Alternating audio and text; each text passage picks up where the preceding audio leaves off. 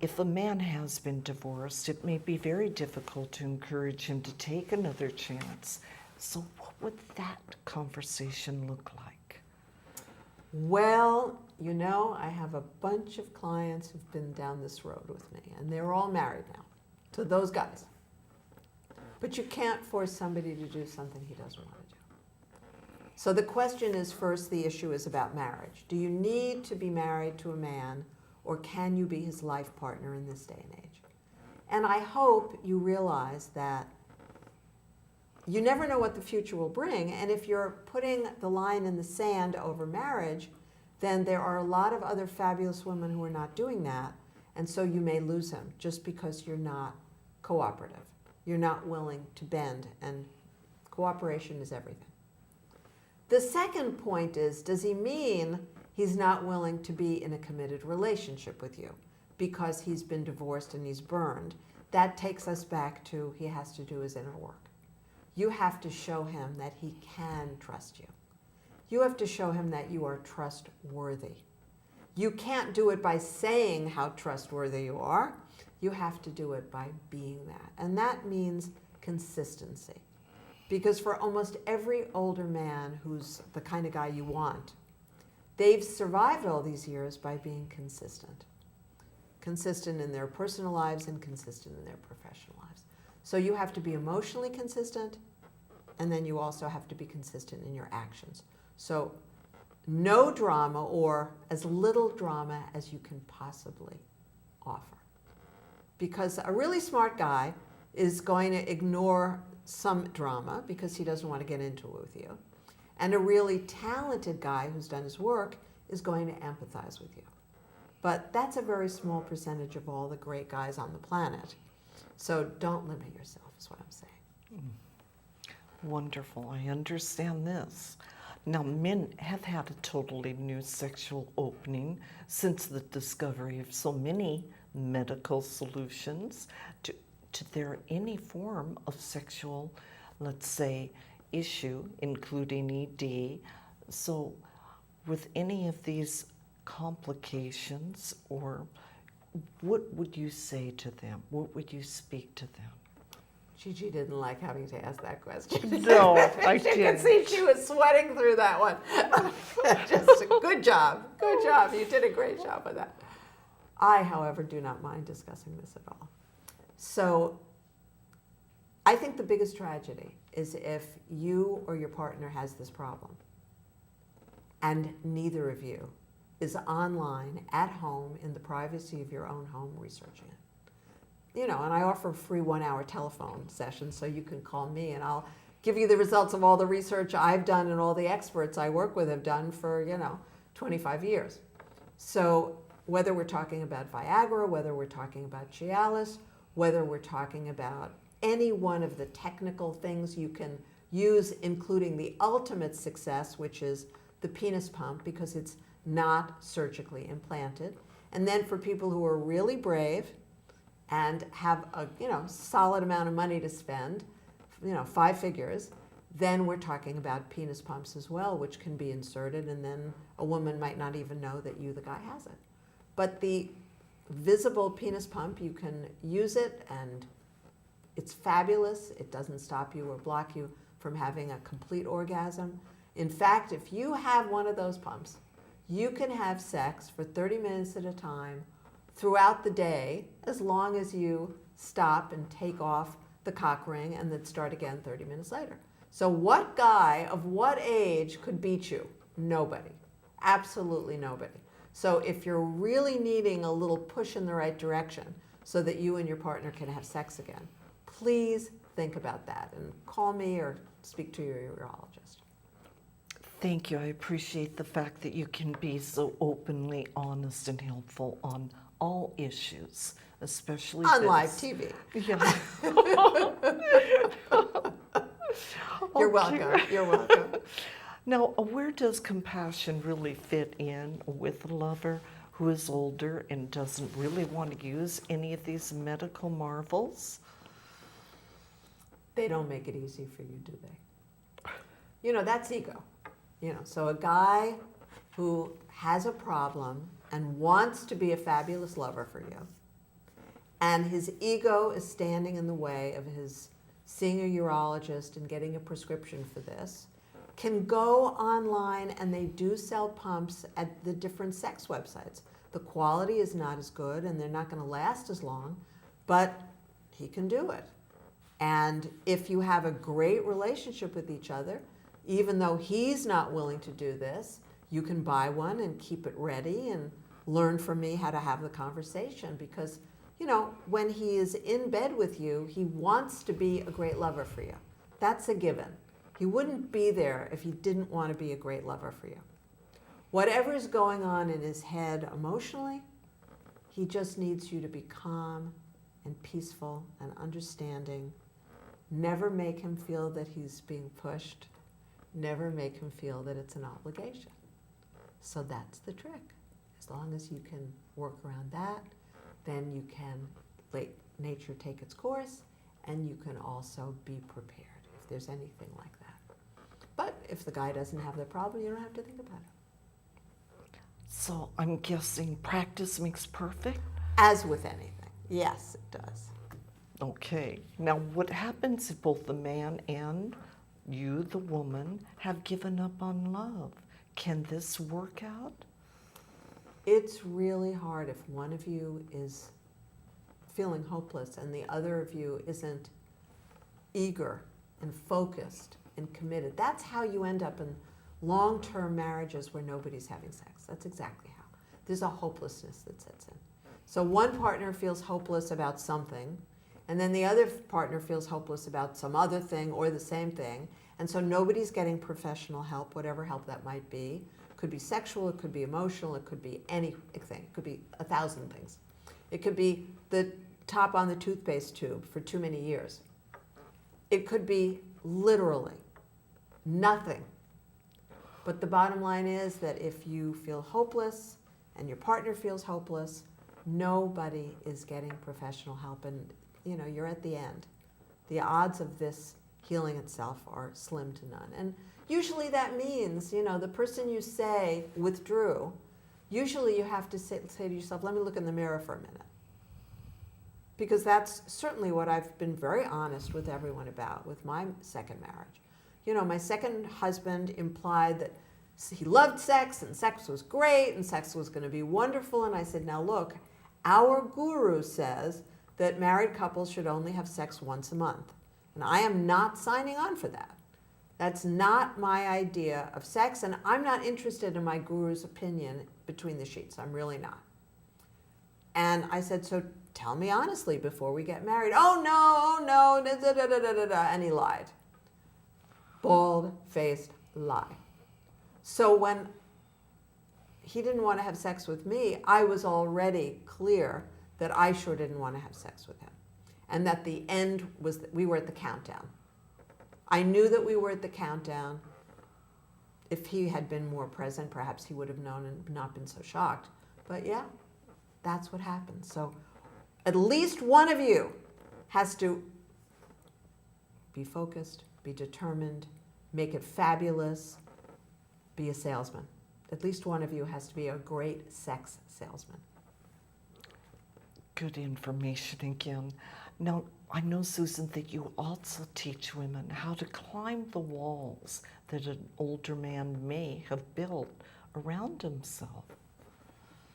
And you notice the use of that word. So are you climbing the walls because you're not getting sex and your partner's fabulous but he's so much older, or he may be the same age but his mentality's different from yours, or you're doing what you need to do medically and he refuses? So you've got to motivate him. You've got to give him the article about the 10 benefits, sorry. There are 10 different reasons. You want to have sex. And you want to have sex now, but not like pushy, not like he's got to, but what fun this could be. You know, let's go on a vacation somewhere. Let's get rid of the kids. Let's go somewhere. Let's have fun. Let's have romance. Let's have passion. Let's make it thrilling and exciting. I like that. Keep that spark alive.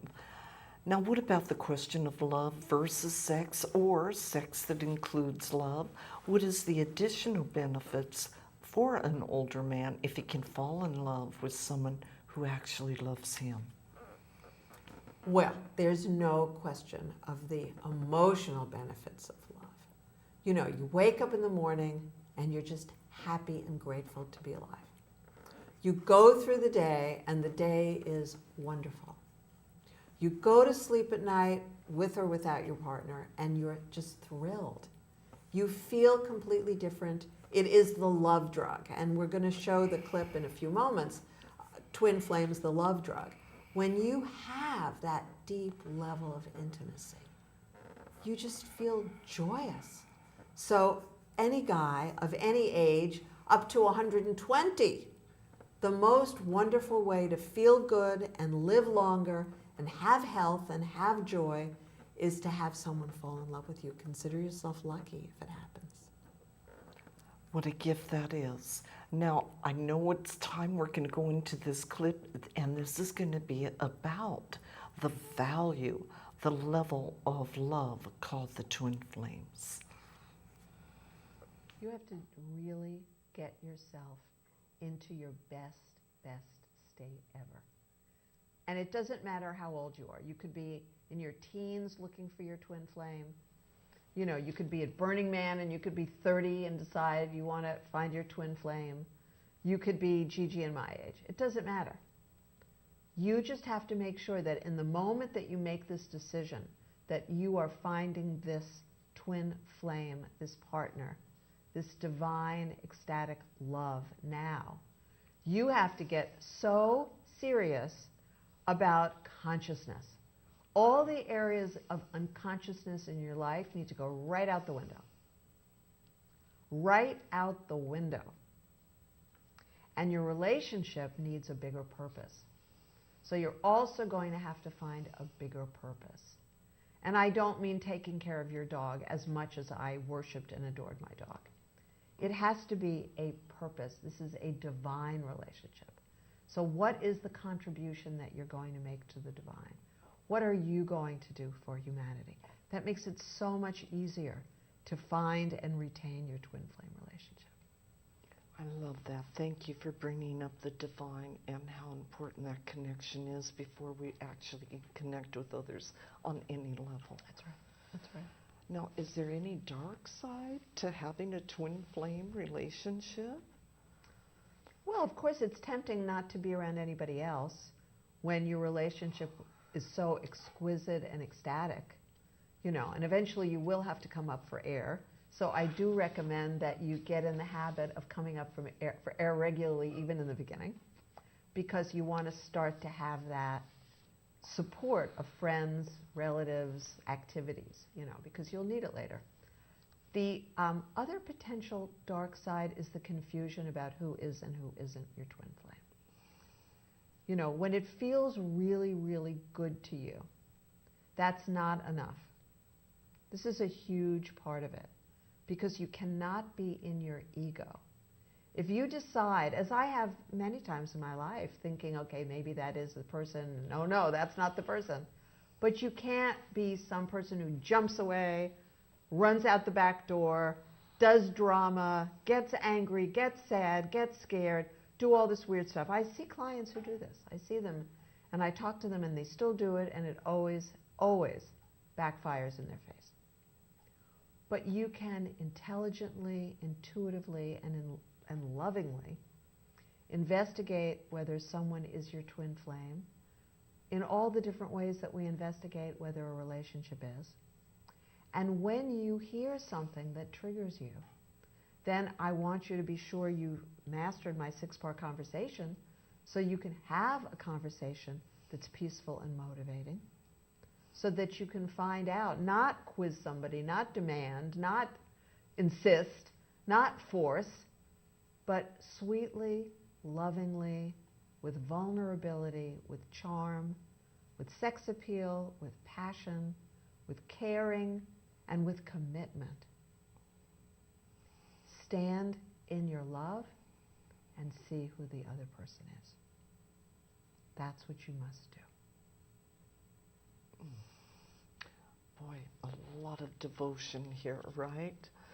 Now, what about enslavement? If you really believe that, let's say, someone is your destiny, and there's a huge possibility of feeling as if you have to behave a certain way, and that then you find out that actually they may not be your destiny at all. But who are you enslaving yourself to? If you're being your best, if you're showing up in a conscious state at every moment, if you've left fear, anger, and sadness outside the door, if you've left knee-jerk reactive behaviors outside the door, then you are in love, you're showing who you are, you're showing up as your best self, you're conscious, you are presumably someone who's never appeared before. You've never been like this before because you've never been your best self and your true self before. And that, of course, is the healing property of love. The healing property of love is that when you are loved, when somebody sees you as this person you always believed you might be underneath all that stuff, doesn't it motivate you to get rid of all that stuff on top? Of course. That's the whole point. I really appreciated that information, Susan. That's so sweet. Yes, absolutely. It's so very truthful. I know you've had so much experience with this that you can help anybody that's suffering. Thank you. Well, now let's go forward and let's explore the fear factor. I know, it's a big one. What is the secret to truly loving an older man? Well, as you just heard me describe in the Twin Flames show, you're either experiencing love or you're experiencing fear. You know, that's right out of the Course in Miracles. So you can't allow yourself to live in fear. You live in fear, everything good stops. I call it the crimping the straw rule. So if you're trying to drink a lemon Coke in 1960 something, in the local, soda place, and you crimp the straw, you're not going to get any Coke.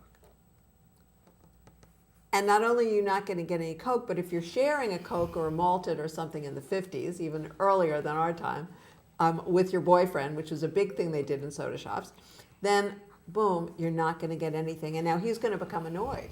So you're going to get annoyed, he's going to get annoyed, but you're crimping the straw. So you have to let whatever feelings and unmet needs you have be. You have to learn to give yourself self-empathy, calm yourself down. You have to make sure you do not express anything verbally, either orally or in writing. In other words, you don't email, you don't text, and you don't phone. You don't do anything when you're feeling frightened, because if you do, you're going to be accusing somebody of something, and you're going to sound like a victim, and whatever goal you've had, and if you're using my goal-reaching skills, you'll be getting results. But if you do this instead and you decide to stay in fear, it basically stops the whole process in its tracks. So please don't do it. Boy, that's very powerful. Would you please describe some of your formulas that you suggest for the deep levels of intimacy with an older man? Tantra is that solution. You can go on YouTube, go online, you can find all sorts of videos about Tantra. You can buy the Secrets of Female Sexual Ecstasy, which is the only sex video I recommend because half of it is all about the emotional intimacy, and that's the secret. You've got to be able to offer emotional intimacy to an older man, even if he doesn't know how to do it to you, or even if he's not into you enough to do it, or even if he has no interest in learning. This is the reality. If you're in your 30s, 40s, or even 50s, and you're with a man who's in his late 60s, 70s, 80s, whatever, do you really think he's going to stop and learn now? What evidence do you have that that's true? If he wasn't interested in learning up to now, why do you think he's going to learn now? Usually doesn't happen, or happens to a far lesser degree than if you pick a partner who's your age. However, if this is the guy that you love, no matter what, then why would I try to convince you not to be with him? You just have to have these skills that we've talked about today. And it is about being deeply loving and you creating that intimacy. The key word, love. Yes. Now, I know that our next show, we're going to be talking about how to love an older woman. So I'm wondering, Susan, to what extent do you recommend that a woman goes about reinventing herself for an older man? Well, if you're married to him, you better be doing that. Because otherwise, there are 50 million women within, shouting distance who may find him irresistible, right? But that's just the bottom line about marriage. If you want to keep a fabulous man for a very long time, you have to keep making yourself fabulous. You have to do what I call taking the temperature of your relationship. And it doesn't matter if you're married or you're in a committed relationship, it's the same thing pretty much. So what have you done with yourself that's made you more wonderful lately? Ask yourself that question. So some of it can be plastic surgery, but a lot of it, the stuff that really counts, is inside. Are you more loving? Are you more compassionate? Are you more patient? Are you more appreciative? A guy who has been around for 60, 70, 80 years, if he's good to you, he deserves all the appreciation in the world. And frankly, if you don't appreciate him today for what he's doing today and what he did yesterday, why would he stick around tomorrow? Why would he? So that's for you to answer that question. We're big on appreciation. Start small if you need to, but put it out there.